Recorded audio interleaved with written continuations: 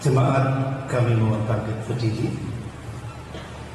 Jemaat yang dikasihi Tuhan, mari kita memulai ibadah di hari ini dengan sebuah pengakuan di dalam hati kita.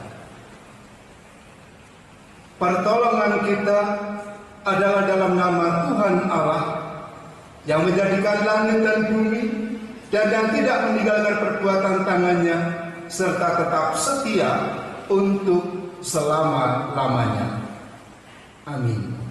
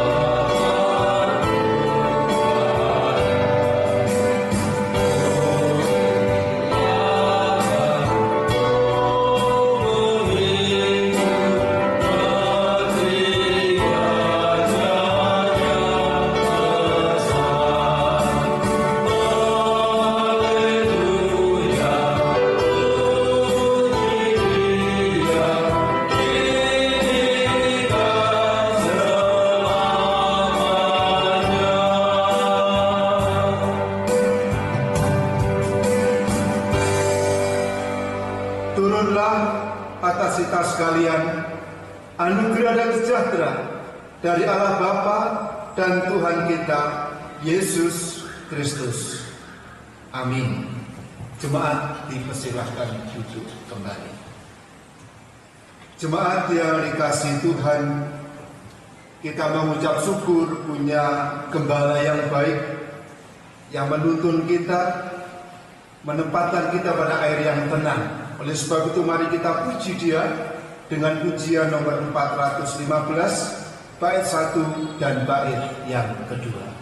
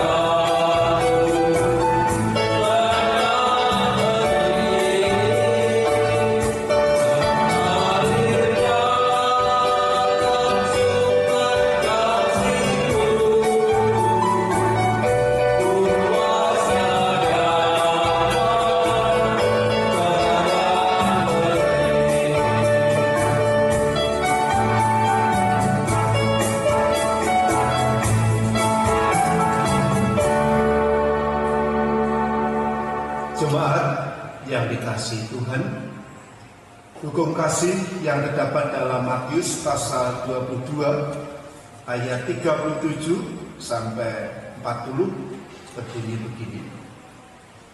Jawab Yesus kepadanya, "Kasihilah Tuhan Allahmu dengan segenap hatimu dan dengan segenap jiwamu dan dengan segenap akal budimu. Itulah hukum yang terutama dan yang pertama. Dan hukum yang kedua yang sama dengan itu ialah kasihilah sesamamu manusia seperti dirimu sendiri. Pada kedua hukum inilah tergantung seluruh hukum Taurat dan kitab para nabi." Amin.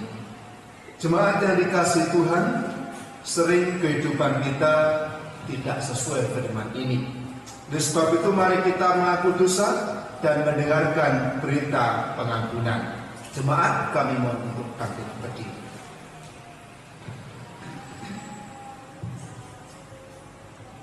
Jikalau kita mengatakan bahwa kita tiada berdosa, maka kita menipu diri kita sendiri dan kebenaran itu tiada pada kita. Oleh karena itu, marilah kita mengakui dosa kita di hadapan Allah dengan berdoa seperti ini. Ya Tuhan, Engkaulah Allah yang Maha Besar dan Hebat, bahwa kami sudah berbuat dosa dan sudah bersalah serta sudah berbuat jahat. Maka sekarang ini ya Allah kami, dengar apalah kiranya akan doa kami, dan ampunilah kiranya segala dosa kami, karena di dalam kami mempersembahkan segala permintaan doa kami di hadapan hadirat-Mu ini, bukan bertumbuh pada kebenaran kami, melainkan kepada segala rahmat-Mu yang amat berlimpah. Amin.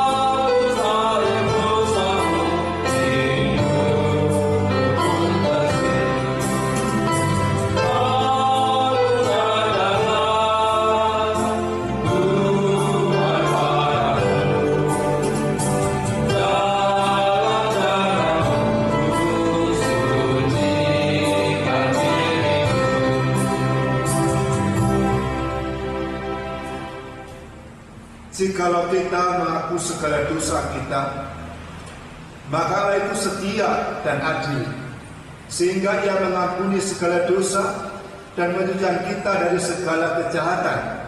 Karena dengan anugerah itu kita diselamatkan oleh sebab iman. Maka itu bukannya pekerjaan kita, melainkan karunia Allah.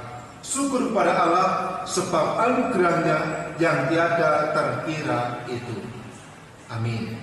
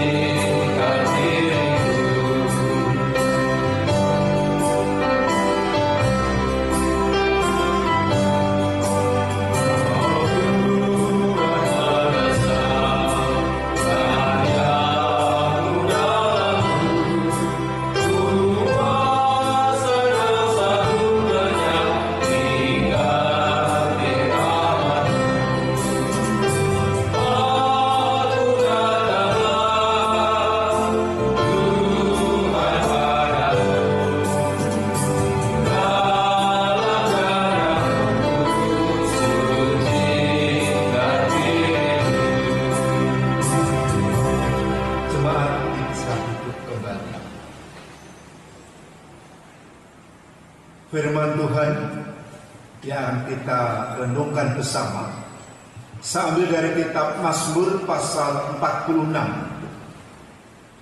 ayat 1 sampai ayat yang ke-12. Mazmur pasal 46 ayat 1 sampai ayat 12. Begini isi firman Tuhan. Allah kota benteng kita. Allah itu bagi kita tempat pelindungan dan kekuatan. Sebagai penolong dalam kesesakan sangat terbukti. Sebab itu kita tidak akan takut sekalipun bumi berubah, sekalipun gunung-gunung guncang di dalam laut, sekalipun ribut dan berbuih airnya, sekalipun gunung-gunung goyang oleh gelurannya. Kota Allah, kediaman yang maha tinggi, disukakan oleh aliran-aliran sebuah sungai. Allah ada di dalamnya, kota itu tidak akan goncang. Allah akan menolongnya menjelang pagi. Bangsa-bangsa ribut, kerajaan-kerajaan goncang, ia memperdengarkan suaranya dan bumi pun hancur. Tuhan semesta alam menyertai kita. Kota benteng kita ialah Allah Yakub. Pergilah, pandanglah pekerjaan Tuhan yang mengadakan permusuhan di bumi, yang menghentikan peperangan sampai ke ujung bumi, yang mematahkan busur panah, menumpulkan tombak, membakar kereta-kereta perang dengan api. Diamlah dan ketahuilah bahwa Akulah Allah. Aku tinggikan di antara bangsa-bangsa, ditinggikan di bumi. Tuhan semesta alam menyertai kita. Kota benteng kita ialah Allah Yakub. Berbahagialah kita yang mendengar dan melakukan firman Tuhan. Amin. Jemaat yang dikasihi Tuhan, sebelum kita merenungkan firman ini, mari kita berdoa syafaat untuk pekerjaan Tuhan dan bangsa kita Indonesia. Terpujilah Engkau ya Tuhan, Allah yang hidup, Allah yang tidak pernah meninggalkan kami, Allah yang selalu ada buat setiap pergumulan hidup kami. Hari ini Tuhan, kami datang di bait-Mu yang kudus. Kami sembah, kami puji Engkau, karena tidak ada Allah lain kecuali Engkau. Tidak ada yang sama seperti Engkau di bumi dan di surga. Kami berdoa untuk segenap para pelayan-Mu Tuhan, baik hamba-Mu yang telah Tuhan tanam di tempat ini, Bapak Ibu Majelis, komisi segenap pengurusnya, dan setiap para pelayan Tuhan, apapun bentuk pelayanannya. Kiranya Tuhan Engkau memberkati mereka, kiranya Tuhan Engkau menuntun mereka, sehingga apa yang dikerjakan selaras dengan kemauan kehendak Tuhan. Kami juga berdoa Tuhan, Engkau memberkati rumah tangganya, Engkau memberkati pekerjaannya, Engkau memberkati seluruh kehidupannya. Kami juga berdoa buat jemaat-Mu yang susah, biarlah Roh Kudus-Mu memberikan penghiburan. Yang lemah imannya, Tuhan memberikan kekuatan dan ketegaran hati. Yang saat ini menghadapi masalah, biarlah Tuhan memberikan kemampuan untuk melalui bersama Tuhan. Yang mencari pekerjaan, Tuhan memberikan pekerjaan. Yang sedang bergumul untuk pasangan hidup, untuk keluarganya, untuk masa depannya, untuk pendidikannya, Tuhan memberkati mereka, sehingga mereka memperoleh apa yang dirindukan karena kasih karunia Tuhan. Kami juga berdoa buat anak-Mu yang sakit, Bapak Prapto, biarlah Tuhan Kau memberkati kekuatan, memberkati penghiburan, memberkati kesembuhan, sehingga anak-Mu ini boleh menikmati kehidupan dengan tubuh yang sehat. Dan biarlah Roh Kudus-Mu memberikan penghiburan, sehingga apa yang dialami tetap membuat iman pengharapannya memandang Tuhan. Kami juga berdoa buat anak-anak-Mu yang lain Tuhan. Biarlah Tuhan juga memberikan kekuatan dan kesembuhan kepada mereka, sehingga di hari-hari yang membuat fisiknya lemah, iman mereka tetap kuat di dalam Engkau. Kami juga berdoa Tuhan buat bangsa dan negara kami. Biarlah Engkau memberikan kemampuan Bapak Presiden, wakil, lembaga terkait yang ikut ambil bagian. Biarlah Engkau memberikan kekuatan untuk mampu melewati pencobaan yang ada di bangsa kami, baik menghadapi virus corona, menghadapi pertumbuhan ekonomi, ataupun kesenjangan yang lain. Biarlah Tuhan menuntun sehingga bangsa kami menjadi bangsa yang diberkati oleh karena Tuhan. Kami juga berdoa buat anak-anak-Mu Tuhan yang mereka menduduki jabatan di pemerintahan. Kiranya Tuhan memberikan kemampuan, memberikan hikmat untuk mampu menjadi contoh, mampu menjadi terang, sehingga nama Tuhan dimuliakan. Kami juga berdoa biarlah Tuhan memberikan kelebihan, hikmat mereka, kecerdasan mereka, etos kerja mereka, sehingga melalui anak-anak-Mu nama Tuhan dimuliakan.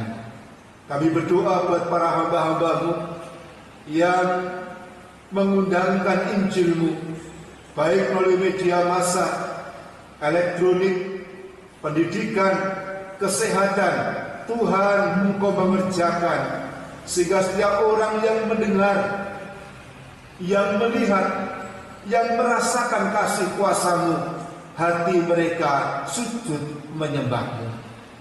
Bapa Surgawi, Engkau Allah yang tak terbatas, Engkau Allah yang mampu mengubah yang tidak ada menjadi ada, yang tidak mungkin menjadi mungkin, karena Engkau Allah yang berkuasa. Oleh sebab itu Tuhan, seluruh doa dan harapan kami gantungkan kepadamu di dalam nama Tuhan Yesus Kristus. Amin. Jemaat yang dikasihi Tuhan, kita juga akan mengembalikan sebagian berkat yang katanya dari Tuhan, oleh Tuhan, dan untuk Tuhan juga. Mari kita memberikan persembahan, dan kita iringi dengan sebuah pujian nomor 337, betapa kita tidak bersyukur.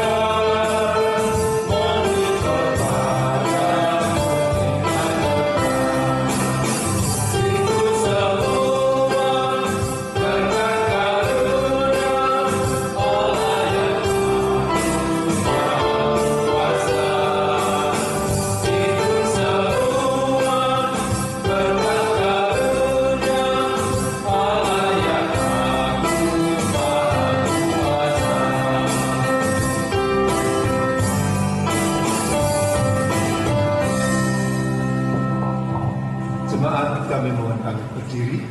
Kita akan berdoa buat persembahan. Terpujilah Engkau ya Tuhan, Raja di atas segala raja, Tuhan di atas segala Tuhan, yang mempunyai kuasaan yang tidak terbatas, yang kami kenal, kami sembah di dalam Tuhan Yesus Kristus. Sebagian berkat yang Tuhan berikan kepada kami, saat ini kami persembahkan untuk-Mu Tuhan. Sucikan dan kuduskan, sehingga berkenan di hati Tuhan, membuahkan berkat bagi pekerjaan dan kehidupan kami pribadi lepas pribadi. Tuhan memberkati anak-anak-Mu yang mengelola persembahan ini, sehingga hidup mereka, keluarga mereka, pekerjaan mereka diberkati karena upah dari pekerjaan pelayanannya. Lebih daripada itu Tuhan, Kami sebentar akan mendengarkan firman-Mu. Biarlah Roh Kudus-Mu yang akan mengubah, memperbarui, menuntun, melembutkan hati kami, sehingga kami mempunyai iman yang selalu berkemenangan. Hamba-Mu yang jauh dari kesempurnaan, biarlah Roh Kudus-Mu yang hidup yang akan mengurapinya. Seluruh doa dan harapan kami Tuhan, kami panjatkan di dalam nama-Mu, Allah yang hidup, Tuhan Yesus Kristus. Amin. Jemaat, dipersilahkan duduk kembali.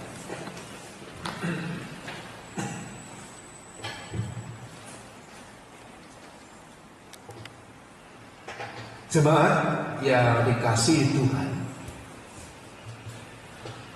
diharapkan oleh Tuhan bahwa setiap iman kita memperoleh sebuah kemenangan. Dalam berbagai krisis kehidupan kita, itu merupakan bentuk ujian yang harus kita terima untuk menentukan apakah iman kita memperoleh kemenangan atau tidak. Kemenangan iman tidak bisa diukur oleh sebuah jabatan apapun bentuknya.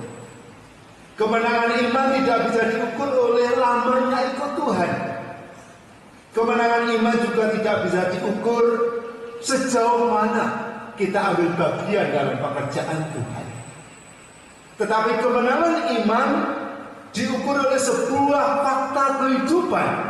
Bagaimana spiritual kita, kerohanian kita tetap pada standar yang Allah inginkan. Bisa saja orang mempunyai jabatan yang tinggi, suatu saat mengalami krisis dan bisa meninggalkan Tuhan. Bisa saja orang yang ikut lama dari kecil sampai masa tua, justru akhir hidup masa tuanya meninggalkan Tuhan. Bahkan anak muda yang begitu semangat melayani Tuhan di tengah-tengah mekarnya kehidupan sebagai anak muda bisa meninggalkan Tuhan. Kenapa? Karena kemenangan iman tidak terukur oleh fakta kondisi yang ada. Oleh sebab itu bagaimana kita bisa mencapai kemenangan iman? Ada 3 cara yang perlu kita pahami dalam kehidupan untuk bisa mencapai kemenangan iman. Yang pertama, jadikan Allah sumber perlindungan dan kekuatan kita. Kalau kita baca dalam Mazmur pasal 46, di situ diungkapkan oleh Bani Korah bagaimana dia sebagai anggota bagian bangsa Israel menghadapi sebuah fakta kehidupan yang tidak menyenangkan. Di sini fakta kehidupan yang menyedihkan diekspresikan atau dilukiskan oleh keadaan 2 hal. Yang pertama, keadaan yang berhubungan dengan alam. Di situ dikatakan bahwa bumi berubah, gunung-gunung goncang, ribut dan bergulir airnya. Ini menandakan sebuah kedahsyatan yang terjadi sedang menimpa bangsa Israel atau suku Yehuda dan secara pribadi Bani Korah. Dan itu membuat sebuah tantangan tersendiri saat menghadapi goncangan yang ada. Tidak hanya itu, dalam ayat 7 dikatakan bahwa bangsa-bangsa ribut, kerajaan-kerajaan goncang. Artinya bangsa demi bangsa sedang mencari pengaruh, menunjukkan siapa yang kuat, siapa yang mampu. Kerajaan goncang karena yang kalah tertindas, dan suku Yehuda salah satu bangsa yang sedang tertindas oleh bangsa lain. Keadaan semua itu membuat mau tidak mau iman menjadi sebuah pertaruhan.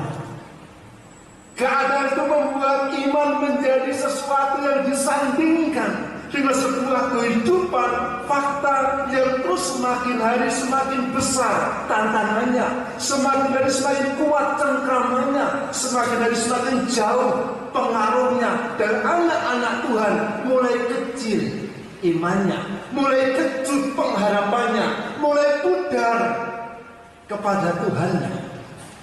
Dalam kondisi seperti itu, Bani Korah mengatakan, Allah itu bagi kita tempat perlindungan dan kekuatan.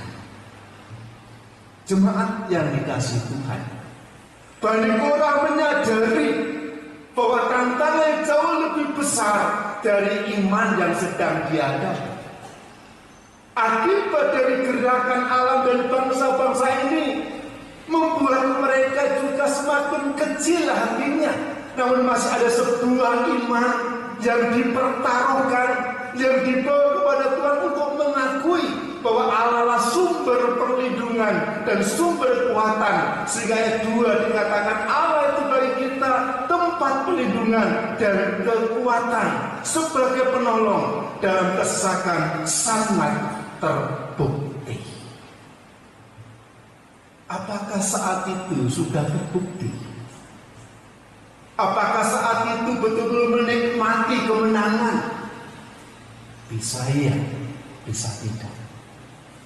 Tetapi sebuah pengharapan kemenangan iman ini digantungkan pada Tuhan, bahwa Allah yang dia sembah merupakan sumber perlindungan, sumber kekuatan, sehingga matanya mampu menerawang. Suatu saat ada sebuah kemenangan, suatu saat Allah bertindak mendapatkan kekuatan, perlindungan. Kalau toh belum mendapat kemenangan, tangan kuasa Tuhan melindungi, tangan kuasa Tuhan memberikan kekuatan, sehingga saat menghadapi tantangan kehidupan, dia tetap menjanjikan Allah sumber perlindungan dan kekuatan. Dengan cara menjadikan Allah sumber perlindungan dan kekuatan hidupnya, kita bisa mencapai kemenangan iman. Itu yang pertama.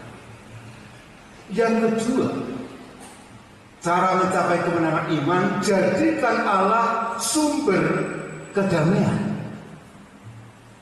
Kata damai menurut Kamus Bahasa Indonesia adalah tidak ada perang atau tidak ada kerusuhan.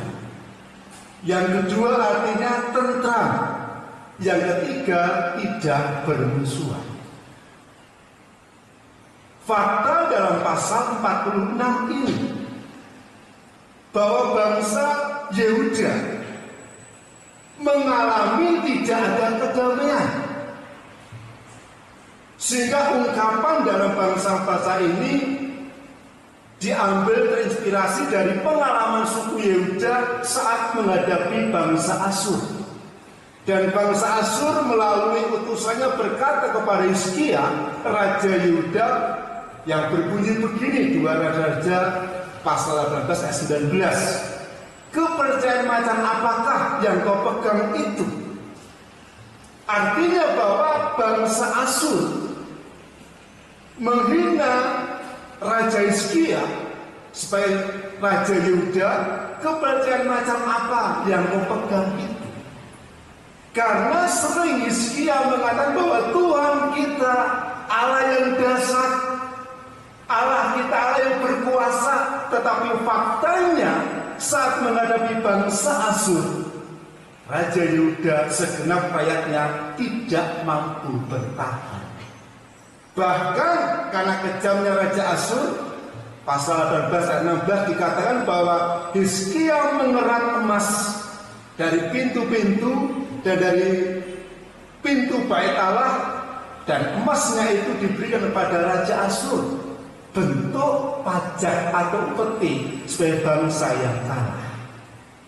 Bapak Ibu jemaat yang dikasihi Tuhan, dalam kondisi seperti itu, apakah masih bisa orang mengalami kedamaian yang tentram, yang damai di luar Tuhan? Apakah kondisi seperti itu membuat umat-umat Tuhan yang dulu takut pada Tuhan tetap mengalami sebuah kedamaian? Hizkia saat datang ke bait Allah dengan berkabung, dengan susah, dia mengungkapkan segala keluh kesahnya. Dan Tuhan berkata, suatu saat bangsa Asyur tidak akan mampu masuk Yerusalem. Tapi kapan? Belum tahu. Hanya sebuah janji yang Tuhan sampaikan oleh Nabi Yesaya untuk memberikan pengharapan kepada Hizkia dan segenap umat Israel. Semua itu membuat hatinya pilu. Semua itu membuat dia tidak bisa damai. Semua itu membuat hatinya tidak bisa tentram. Mau kepada siapa? Minta kedamaian. Bani Korah mengalami yang sama. Dan dia berkata, kota Allah, kediaman yang maha tinggi, disukakan oleh aliran dan sebuah sungai. Ada satu orang mau datang ke bait Allah, datang ke kota Allah, lambang kehadiran Allah, yaitu disukakan oleh aliran dan sebuah sungai. Di situ tanda Allah hadir. Dan saat orang mau datang kepada Allah, disitulah terjadi sebuah kedamaian. Memang masalah masih ada, memang rasa khawatir masih ada, memang rasa kejut mungkin masih berbaur dengan imannya. Tetapi saat Bani Korah menetapkan imannya untuk datang ke bait Allah, untuk datang ke rumah Tuhan, untuk bertemu Tuhan, di situ kedamaian Allah hadir melingkupi Hizkia. Karena Tuhan berbicara pada Yesaya akan mendapatkan sebuah kemenangan. Dan di pasal 19 ayat 35 kitab 2 Raja-Raja dikatakan malaikat Tuhan membunuh 125.000 bangsa Asyur. Itu Tuhan sendiri yang bekerja, Tuhan sendiri yang bertindak, Tuhan sendiri yang mengerjakan tanpa campur tangan bangsa Yehuda. Tuhan bertindak sama Bani Korah. Allah ada di dalamnya. Kota itu tidak akan goncang. Allah akan menolongnya menjelang pagi, seperti yang dilakukan Tuhan waktu menghadapi bangsa Asyur. Sementara semua tidur, sementara semua orang terlelap, sementara semua orang mengalami kesunyian, Allah bekerja menjelang pagi dan membunuh 125.000 bangsa Asyur, mengalami kekalahan yang mutlak oleh karena Tuhan. Mengapa? Karena Hizkia tunduk pada firman Tuhan bahwa Tuhan akan menolongnya. Itulah kedamaian yang mendasari sebuah kemenangan iman. Bapak Ibu yang dikasihi Tuhan, bisa saja pengalaman yang terjadi Bani Korah ini terjadi dalam hidup kita. Bisa saja kita mengalami ketidakdamaian, bisa saja kita mengalami tidak tentram, bisa saja kita mengalami kesusahan, kecut tawar hati kita karena begitu besar tantangan yang kita alami.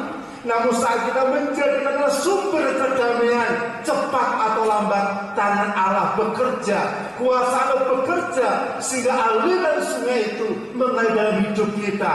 Kita damai, tenang bersama Tuhan, sehingga kita mampu mencapai kemenangan iman karena mampu menjadikan Allah sumber kedamaian hidup kita. Itu yang kedua. Yang ketiga, bagaimana kita bisa mencapai kemenangan iman?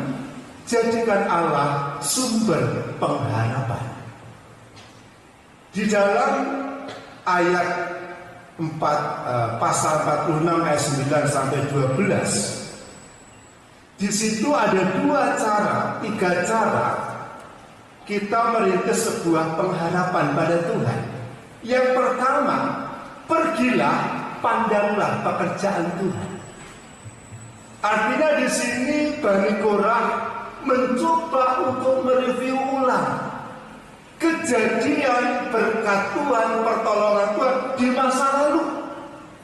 Bagaimana Bani Korah ini mempunyai pengalaman yang sangat luar biasa. Dikatakan bahwa Allah menghentikan perang, Allah mematahkan busur senjata perang, Allah yang membakar kereta-kereta. Itu sebuah pengalaman masa lalu yang diambil dari waktu Musa keluar dari Mesir. Bagaimana Allah membunuh Fir'aun dengan kereta-kereta kudanya. Saat berperang dalam perjalanan, Allah mampu mematahkan busur dan senjata perang lainnya. Sehingga Allah yang hebat itu terekam dalam kotak kecilnya Bani Korah. Dengan begitu dia ingat dulu, Tuhan pernah menolong saya. Dulu kuasa Tuhan tidak pernah berubah. Dulu aku mengalami berkat Tuhan. Dan mereview itu dikatakan, pergilah, pandanglah pekerjaan Tuhan. Yang kedua, setelah pergi memandang pekerjaan Tuhan, dikatakan ayat yang 11, diamlah dan ketahuilah bahwa akulah Allah. Artinya diam di sini tidak usah memaksakan diri melebihi kedaulatan Allah. Artinya bangsa-bangsa dalam konteks ini berlomba untuk menaklukkan bangsa lain, sehingga tidak peduli dengan Allahnya bangsa Yehuda atau Israel. Bahkan meremehkan kepercayaan macam apa yang kau percaya itu, merendahkan Tuhan. Dan Tuhan melalui Bani Korah berkata, diam dan ketahuilah bahwa akulah Allah. Artinya diam tadi berusaha untuk menata iman, tidak memaksakan diri melebihi kedaulatan Allah. Dan ketahuilah artinya bahwa Allah punya cara, Allah punya waktu, Allah punya rencana yang tak terselami oleh manusia.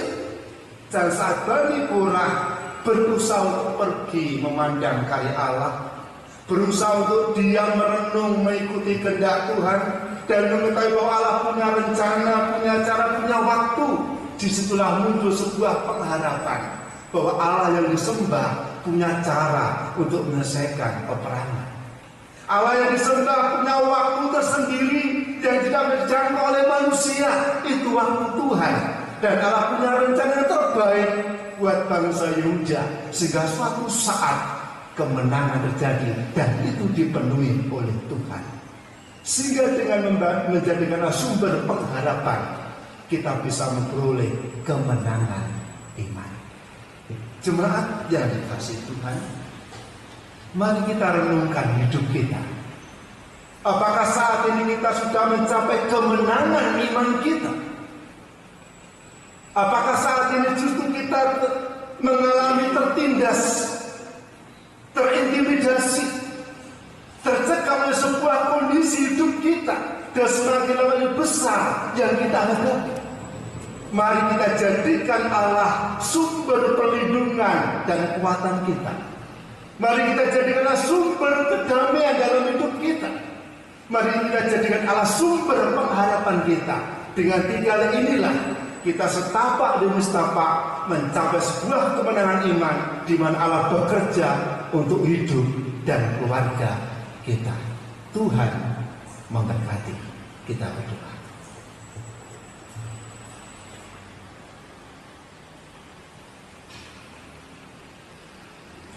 Bapa surgawi,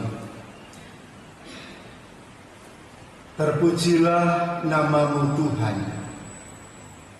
Allah yang tak terbatas, Allah yang tidak pernah dipengaruhi oleh kondisi alam dan manusia, Allah yang punya waktu, punya cara, punya rencana untuk menyelesaikan kehidupan pergumulan kami. Saat ini Tuhan, jadikan kami pribadi-pribadi yang memperoleh kemenangan iman. Walaupun realisasi kehidupan kami bisa saja mengalami ketakutan, kekhawatiran, kebimbangan, atau sesuatu yang lain sehingga mengikis iman kami menjadi kerdil. mengikis iman kami menjadi sesuatu yang tak berdaya, namun malah menjadikan kami Tuhan pribadi yang berkemenangan iman, sehingga kami mampu menjadikan Engkau sumber pelindungan kekuatan kami. Kami mampu menjadikan Engkau sumber kedamaian kami. Kami mampu menjadikan Engkau sumber pengharapan kami, karena Engkau Allah yang tak terbatas, Allah yang mampu mengadakan tidak ada menjadi ada, yang mampu melindungi, memberikan kedamaian, memberikan pengharapan, sehingga anak-anak-Mu mendapatkan kemenangan iman. Hamba-Mu berhenti, biarlah Roh Kudus-Mu yang mengerjakan hati iman mereka. Bapa kami yang di surga, dikuduskanlah nama-Mu, datanglah kerajaan-Mu, jadilah kehendak-Mu di bumi seperti di surga. Berikanlah kami pada hari ini makanan kami yang secukupnya, dan ampunilah kami akan kesalahan kami, seperti kami juga mengampuni orang yang bersalah kepada kami. Dan jangan hamba kami ke dalam pencobaan, tetapi lepaskanlah kami daripada yang jahat, karena Engkau-lah yang mempunyai kerajaan dan kuasa dan kemuliaan sampai selama-lamanya. Amin. Jemaat yang dikasihi Tuhan, kita akan meresponi firman Tuhan dengan pengakuan iman rasuli yang akan dipimpin oleh jemaat yang dikasihi Tuhan. Marilah bersama-sama kita mengucapkan pengakuan iman rasuli. Pengakuan iman rasuli. 1. Aku percaya kepada Allah Bapa yang Maha Kuasa, Khalik langit dan bumi. 2. Dan kepada Yesus Kristus, anaknya yang tunggal Tuhan kita. 3. Yang dikandung daripada Roh Kudus, lahir dari anak darah Maria. 4. Yang menderita di bawah pemerintahan Pontius Pilatus, disalibkan, mati dan dikuburkan, turun ke dalam kerajaan maut. 5. Pada hari yang ketiga bangkit pula dari antara orang mati. 6. Naik ke surga, duduk di sebelah kanan Allah Bapa yang Maha Kuasa. 7. Dan akan datang dari sana untuk menghakimi orang yang hidup dan mati. 8. Aku percaya kepada Roh Kudus. 9. Gereja yang kudus dan am, persekutuan orang kudus. 10. Pengampunan dosa. 11. Kebangkitan daging. 12. Dan hidup yang kekal. Amin. Jemaat dipersilakan duduk kembali. Jemaat yang dikasihi Tuhan, mari kita memuji Tuhan kembali dengan pujian nomor 363 bait 1 dan 2.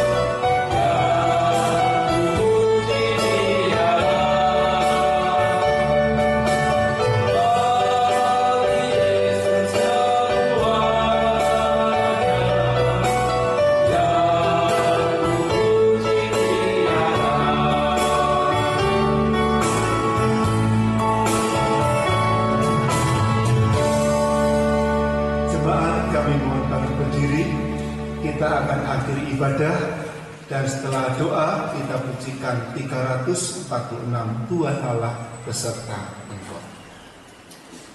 Jemaat yang dikasihi Tuhan, mari kita pulang dengan penuh kemenangan iman. Jadikan Allah sumber perlindungan dan kekuatanmu. Jadikan Allah sumber kedamaianmu. Jadikan Allah sumber pengharapanmu. Karena tangan kuasa tak terbatas mampu memberkati, mengubah kehidupanmu. Pulanglah dan terimalah berkat Tuhan. Maka anugerah dari Allah Bapa, di dalam nama Tuhan Yesus Kristus, dan persekutuan Allah Roh Kudus memberkati saudara sekalian hari ini sampai selama-lamanya. Amin.